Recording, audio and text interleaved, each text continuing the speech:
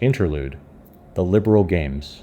Welcome to a riveting chapter where we delve into the animal kingdom's fierce power games and explore how humanity transitioned from merely surviving to thriving with the help of jennies. Now, picture a world where a bear and a bunny coexist, but the rules are simple: might makes right.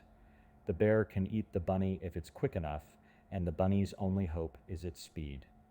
This is the essence of the power games. Throughout history, humans found themselves in a similar predicament, navigating through life's challenges like the bear and the bunny.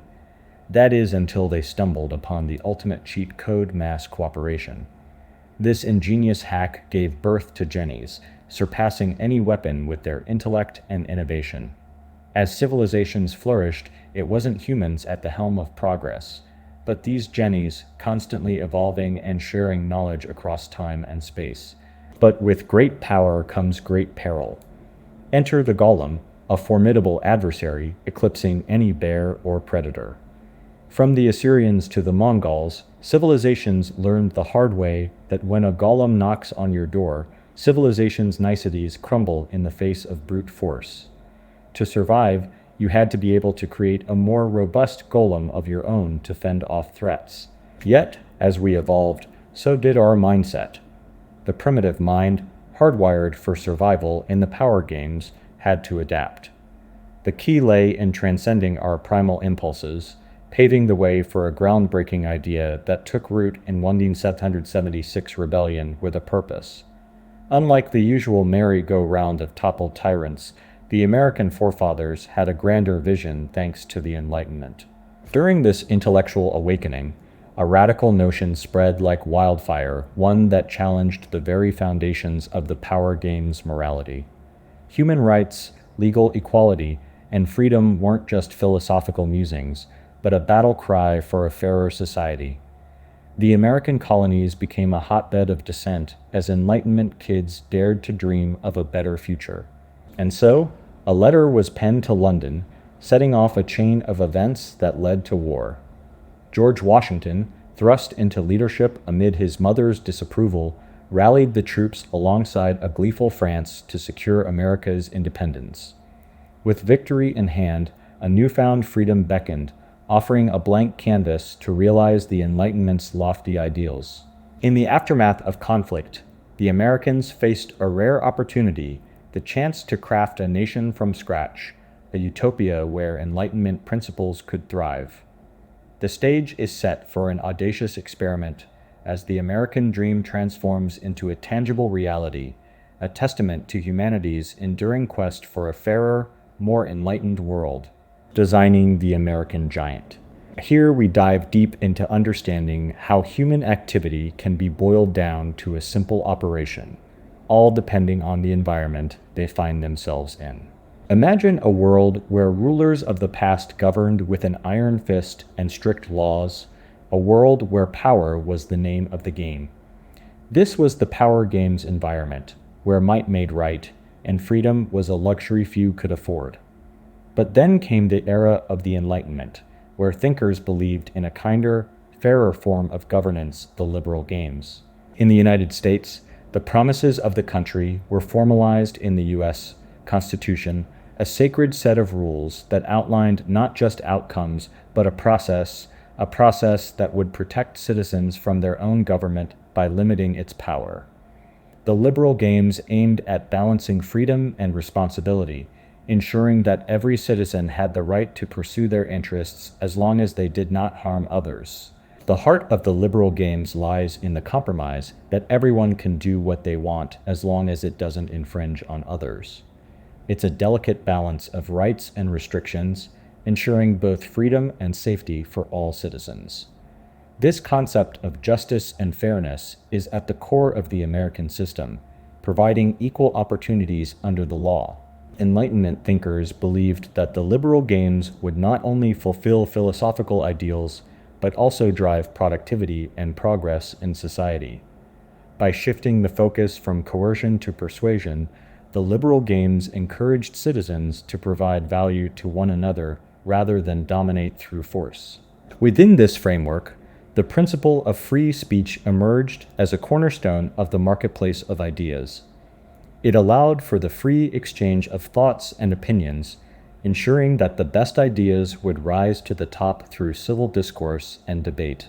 Yet, despite the ideals of the liberal games, the primitive nature of humans often clashes with the principles of liberty and equality. Every U.S. citizen carries within them a piece of this primitive software that speaks a different language, challenging the strength of the liberal norms that bind society together. American history is a testament to the nation's struggle against itself, a constant battle between the Enlightenment values enshrined in the Constitution and the primitive instincts that lurk beneath the surface. The strength of the nation ultimately lies in its ability to uphold these liberal norms, ensuring that the American giant can stand tall and true. So, as we continue to unravel the intricacies of the American giant, remember that the true test lies in our ability to embrace the ideals of freedom, equality, and opportunity that define the liberal games. Chapter 2: Politics on the Ladder. Now, when we think about politics in the United States, we often simplify it to a two-party system, red for the conservatives and blue for the progressives. But is it really that straightforward? Let's peel back the layers and unravel the complexities that lie beneath the surface. The terms liberal and progressive are often used interchangeably, but should they be?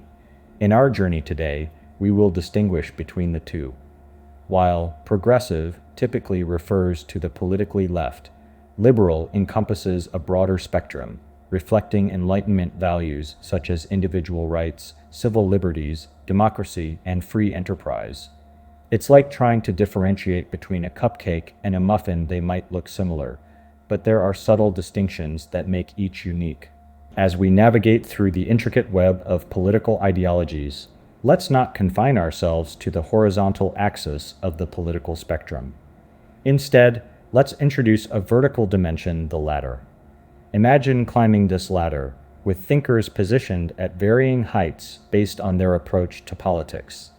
It's not just about what they think, but how they think.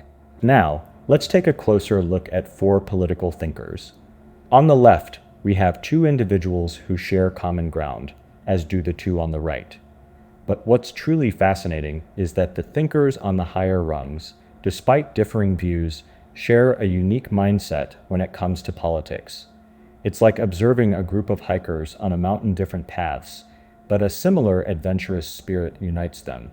While we excel at categorizing people based on their political beliefs along the horizontal spectrum, we often neglect the vertical dimension.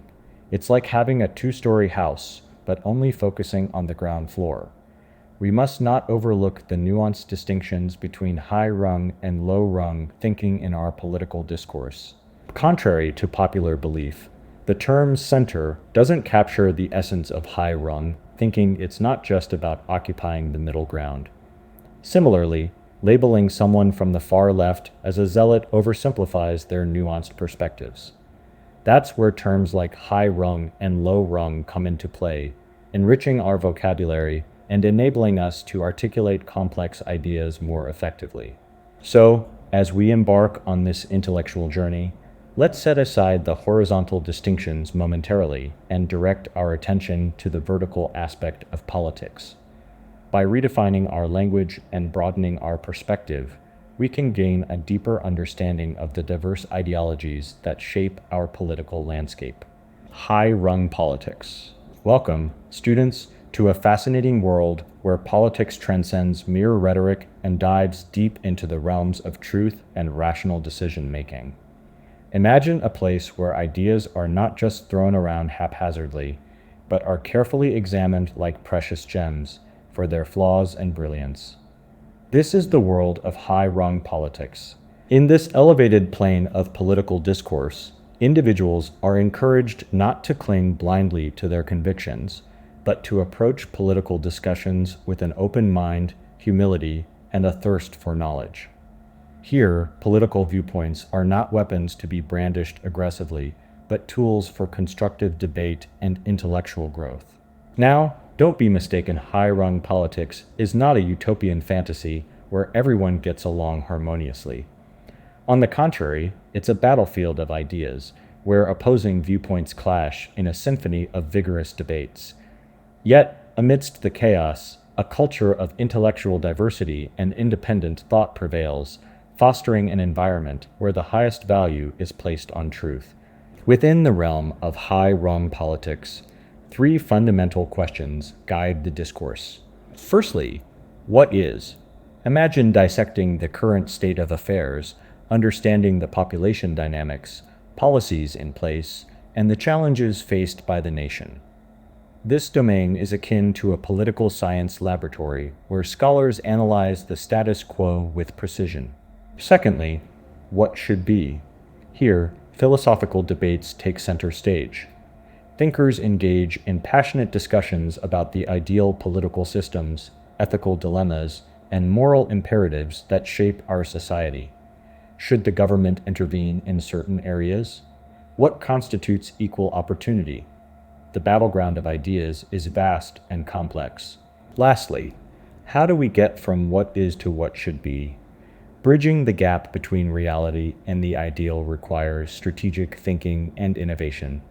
Even like-minded individuals can diverge on the best approach to achieve shared goals, leading to nuanced discussions and healthy debates. In the landscape of high-rung politics, two powerful forces, the progressive and conservative jennies, shape the discourse.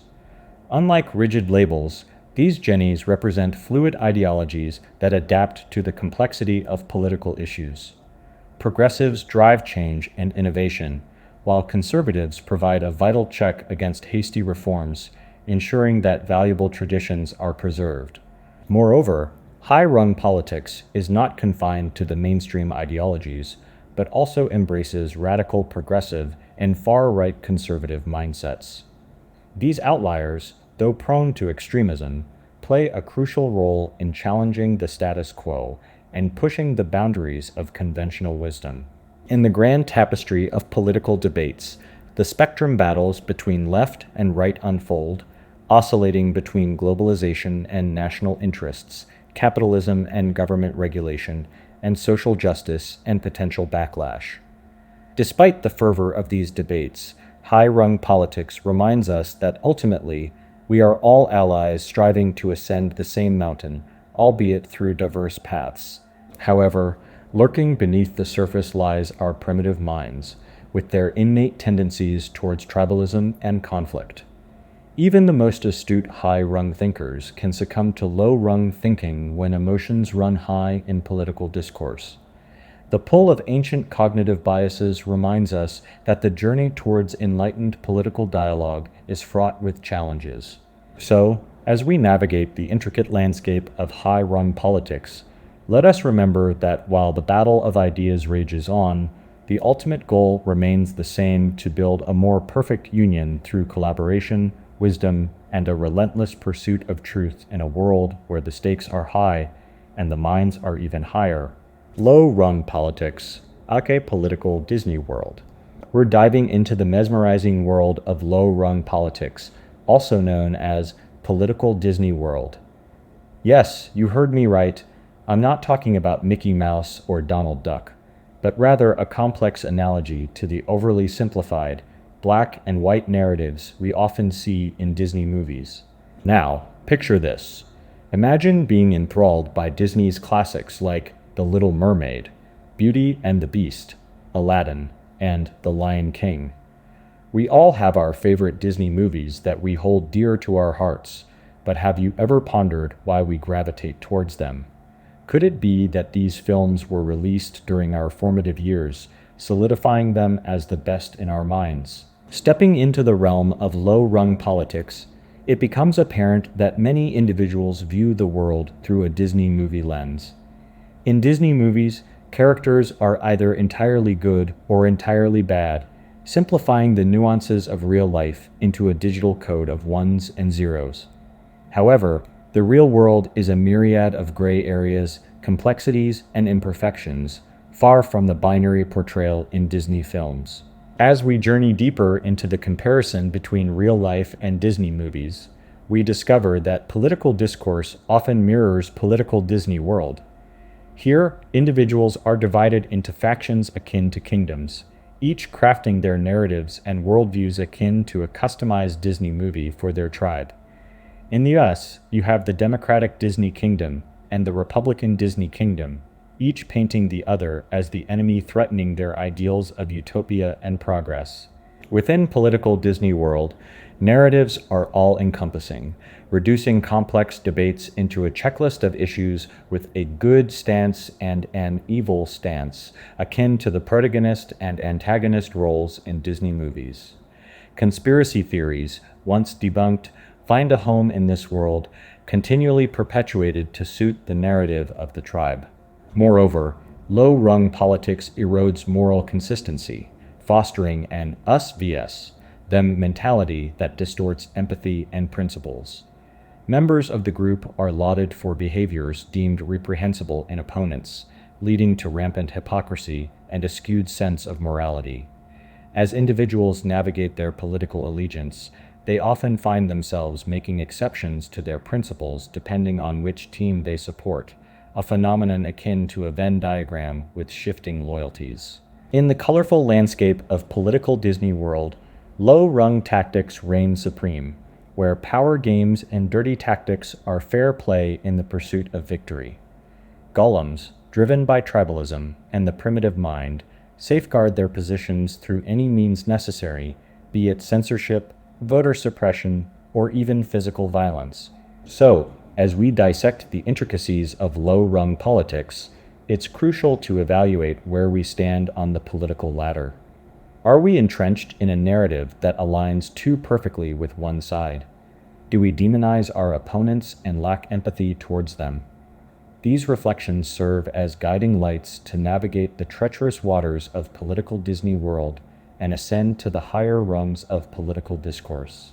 As we unravel the layers of low-rung politics, remember, the quest for truth, moral consistency, and fairness is the compass that can lead us out of the whimsical yet perilous realm of political Disney World. Let's strive to transcend the primitive instincts that fuel tribalism and forge a path towards a more enlightened political landscape. The Golem immune system. Imagine a world where belief reigns supreme, where conformity is the lifeblood, and doubt is the cancer threatening its very existence. In this world, golems exist, giant mythical creatures, fueled by a unified narrative believed by their members.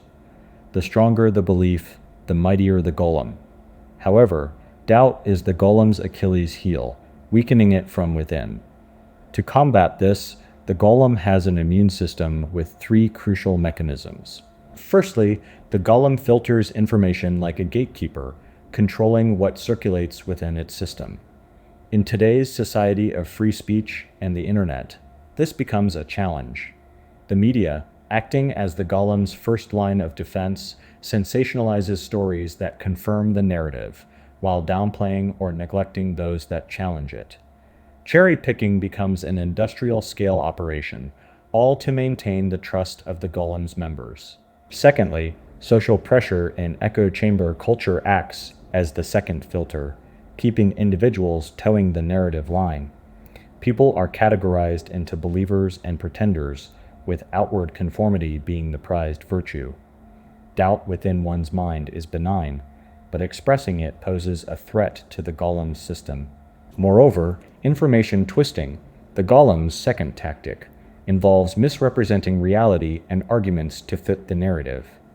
Logical fallacies thrive in the depths of low-rung politics, shaping a distorted version of reality. Trend anecdote swapping and correlation causation, mix-ups become tools to mold information according to the golem's narrative. The straw man fallacy makes appearances in political debates, conjuring weak counterarguments, while the Mott and Bailey fallacy serves as a defensive shield. These fallacies, along with the ad hominem fallacy discrediting ideas based on the speaker, perpetuate a warped version of reality within the golem's world. Additionally, confirmation bias acts as a final safeguard, solidifying belief within the tribe despite dissenting views or evidence.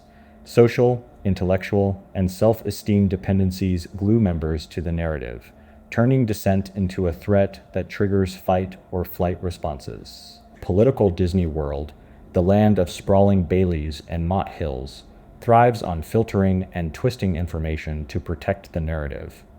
Yet, High-Rung Politics, embodied by Jenny's, operates on a different paradigm.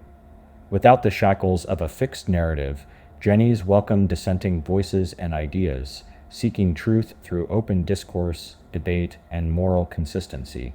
The National Tug-of-War. Imagine the U.S. political scene as a vast tug-of-war match, not between two teams, but between high-rung politics and low-rung power games. In one corner, we have high-rung politics, where liberal laws align with a liberal culture, fostering progress and positive change for the nation. This side represents the vision of a more perfect union, where the U.S. giant ascends the mountain of improvement. However, lurking in the shadows is the opponent, the power-hungry golems, playing by an ancient rulebook, their zero-sum game often hindering the nation's advancement. Picture the United States as a colossal organism facing an internal struggle between these two forces.